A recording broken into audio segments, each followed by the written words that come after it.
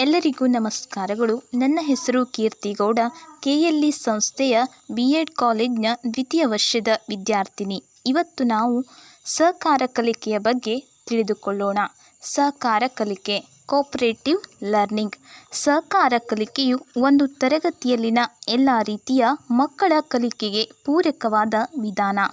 ಇಲ್ಲಿ ವಿಭಿನ್ನ ಅಂಗವಿಕಲ ಮಕ್ಕಳು, ವಿಶೇಷ ಅಗತ್ಯತೆಯುಳ್ಳ ಮಕ್ಕಳು, ಕಲಿಕೆಯಲ್ಲಿ ಹಿಂದುಳಿದ ಮಕ್ಕಳು, ಪ್ರತಿಭಾನ್ವಿತ ಮಕ್ಕಳು ಮುಂತಾದ ವೈವಿಧ್ಯಮಯ ಮಕ್ಕಳು ತರಗತಿಯಲ್ಲಿರುವುದರಿಂದ ಪರಸ್ಪರ ಸಹಕಾರದ ಮೂಲಕ ತಿಳಿಯಲು ಅವಕಾಶ ಸಿಗುವುದು. ಸಹಕಾರ ಕಲಿಕೆಯ ಅರ್ಥ. Meaning of cooperative learning. ಸಹಕಾರ ಆಧಾರಿತ ಕಲಿಕೆ ಎಂದರೆ ಒಂದಕ್ಕಿಂತ ಹೆಚ್ಚಿನ ವಿದ್ಯಾರ್ಥಿಗಳು ಕೆಲಸದಲ್ಲಿ ತೊಡಗುವುದು ಎಂದರ್ಥ. ಈ ಬೋಧನಾ ವಿಧಾನವನ್ನು ರೋಸ್ ಮತ್ತು ಸ್ಮಿತ್ ಎಂಬುವವರು ಮೊದಲ ಬಾರಿಗೆ 1956ರಲ್ಲಿ ಗುರುತಿಸಿದರು. ಮಹತ್ವಗಳು. ಇಂಪಾರ್ಟೆನ್ಸ್. ವಿದ್ಯಾರ್ಥಿಗಳು ಉನ್ನತ ಕಲಿಕೆಯಲ್ಲಿ ತೊಡಗಲು ಸಾಧ್ಯವಾಗುತ್ತದೆ. ಆಳವಾಗಿ ವಿಷಯ ಜ್ಞಾನ ಪಡೆಯಲು ಈ ವಿಧಾನ ಸಹಕಾರಿ. ಸಮೂಹದಲ್ಲಿ ಅಭಿವ್ಯಕ್ತಿಸುವ ಸಾಮರ್ಥ್ಯ ಬೆಳೆಸಿಕೊಳ್ಳುತ್ತಾರೆ. ಪರಸ್ಪರ ಸಹಕಾರ ಮನೋಭಾವನೆ ಬೆಳೆಯುತ್ತದೆ.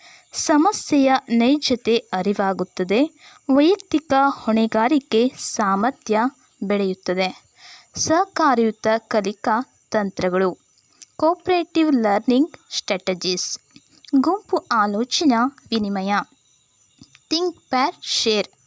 ಗುಂಪು ಆಲೋಚನಾ ವಿನಿಮಯ ಎಂಬ ತಂತ್ರವು ಸಹಕಾರಾತ್ಮಕ ಕಲಿಕೆಯ ಒಂದು ತಂತ್ರವಾಗಿದ್ದು, ಇದು ವೈಯಕ್ತಿಕ ಪಾಲ್ಗೊಳ್ಳುವಿಕೆಯನ್ನು ಪ್ರೋತ್ಸಾಹಿಸುವ ಮತ್ತು ಎಲ್ಲ ಹಂತದ ಮಕ್ಕಳಿಗೂ ಎಲ್ಲ ಹಂತದ ತರಗತಿಗಳಲ್ಲಿ ಬಳಸಬಹುದು. ಇಂಪಾರ್ಟೆನ್ಸ್. ಮಹತ್ವಗಳು. ವಿದ್ಯಾರ್ಥಿಗಳ ವೈಯಕ್ತಿಕ ಆಲೋಚನೆಗೆ ಅವಕಾಶ ಕಲ್ಪಿಸುವುದು. ಗುಂಪಿನಲ್ಲಿ ತಮ್ಮ ಆಲೋಚನೆ ವ್ಯಕ್ತಪಡಿಸಲು ಅವಕಾಶ ನೀಡುವುದು. ವಿಷಯ ವಿನಿಮಯಕ್ಕೆ ಆಸ್ಪದ ನೀಡುತ್ತದೆ. ಕಲಿಕೆಯು ಆಸಕ್ತಿಯುತವಾಗುವಂತೆ ಮಾಡುತ್ತದೆ. ಪರಸ್ಪರ ಸಹಕಾರ ಮನೋಭಾವನೆ ಬೆಳೆಯುತ್ತದೆ. ಗುಂಪು ವಿನಿಮಯ. Round robin. ಗುಂಪು ವಿನಿಮಯ ಇದು ಸಹಕಾರ ಕಲಿಕಾ ಚಟುವಟಿಕೆಯಾಗಿದ್ದು, ಗುಂಪು ಆಧಾರಿತ ಚಟುವಟಿಕೆಯಾಗಿದೆ. ಇಲ್ಲಿ ವಿದ್ಯಾರ್ಥಿಯು ಜ್ಞಾನವನ್ನು ಕಲ್ಪಿಸಿಕೊಳ್ಳುವ, ಮಾಹಿತಿಯನ್ನು ಸಂಸ್ಕರಿಸುವ, ಸಾಮೂಹಿಕ ಆಲೋಚನಾ ಕೌಶಲ್ಯಗಳನ್ನು ಬೆಳೆಸುತ್ತದೆ.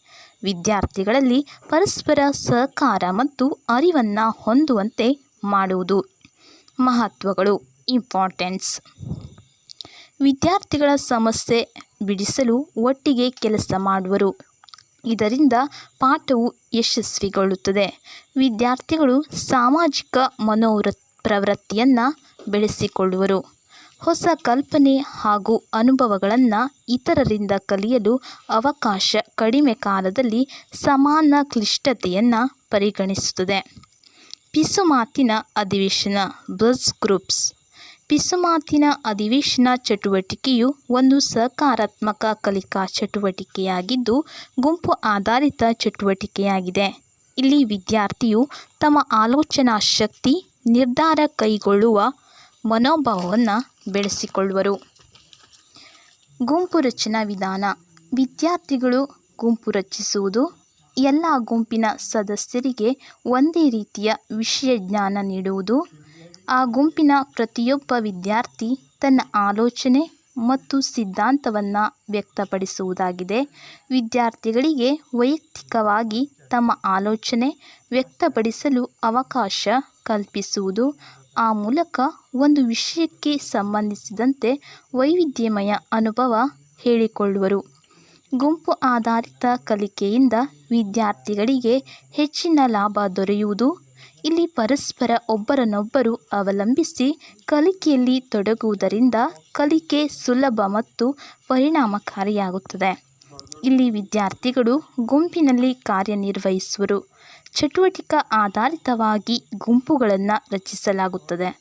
ಆ ಮೂಲಕ ವಿದ್ಯಾರ್ಥಿಗಳಲ್ಲಿ ಹಲವಾರು ವರ್ತನೆಗಳನ್ನು ಕಾಣಬಹುದಾಗಿದೆ. Thank you for watching video. ಈ ವಿಡಿಯೋ ನಿಮಗೆ ಇಷ್ಟವಾದಲ್ಲಿ ಶೇರ್ ಮಾಡಿ, ಲೈಕ್ ಮಾಡಿ ಆ್ಯಂಡ್ ಕಮೆಂಟ್ ಮಾಡಿ.